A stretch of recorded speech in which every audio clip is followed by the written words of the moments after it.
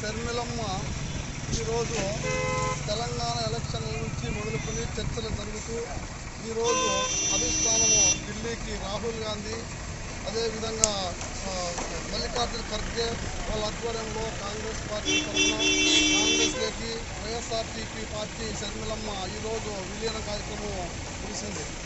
కాబట్టి ఆయమ్మకు ఈరోజు బాధ్యతలో ఏమి ఇచ్చినా నేను పనిచేస్తానని చెప్పి ధైర్యంగా ముందుకు వచ్చింది. మన ఆంధ్రప్రదేశ్లోకి పోయి నేను ఆంధ్రప్రదేశ్లో రాహుల్ గాంధీ ప్రధాని కావాలని మా నాయన కోరిక నెరవేరాలని నేను మీ పార్టీలోకి మళ్ళీ వచ్చి మా రాహుల్ గాంధీ గారిని ప్రధాని చేసేంత వరకు నా వంతు నేను కృషి చేస్తానని ఆమె ఈరోజు ఢిల్లీకి పెద్దల దగ్గరికి పోయి అక్కడ చేరడం జరిగినది.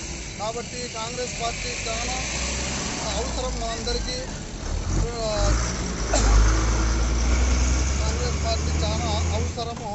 కాకపోతే ఆంధ్రప్రదేశ్లో కూడా ప్రతి ఒక్కరూ ఇప్పుడు ఓటర్లు కానీ కదలికలో వచ్చాయి. నాయకుల్లో కూడా తర్జన భర్జనలు స్టార్ట్ అయిపోయినాయి. ప్రతి ఒక్కరూ మాకు కూడా ఫోన్లు చేయడం జరుగుతుంది. అధిష్టానానికి కూడా ఫోన్లు పోవడము, అందరూ చర్చలు జరుగుతాయి. దగ్గరలోనే బలపడి రాహుల్ గాంధీ 14వ సంక్రాంతి పోయిన 14వ తేదీ మళ్ళీ యాత్ర మొదలు పెడుతున్నాడు. ఆ యాత్ర లోపల ఇవన్నీ సక్సెస్ అవుతాయని, రాహుల్ గాంధీనే ప్రధాని కావాలని, శర్మిలమ్మ కూడా బాగా ఇదితో పెద్ద మనసుతో ఎన్ని ఇబ్బందులు ఎన్ని అడ్డంకులు వచ్చినా ఎదుర్కొని ధైర్యంగా కాంగ్రెస్ పార్టీకి నేనున్నాను అంటూ వచ్చిన వ్యక్తిగా ఆయనకి ఈరోజు శుభాకాంక్షలు తెలియజేస్తున్నాం. కాంగ్రెస్ పార్టీ జెండా ఖచ్చితంగా ఎగరేస్తామని మేము తెలియజేయడం అయినది.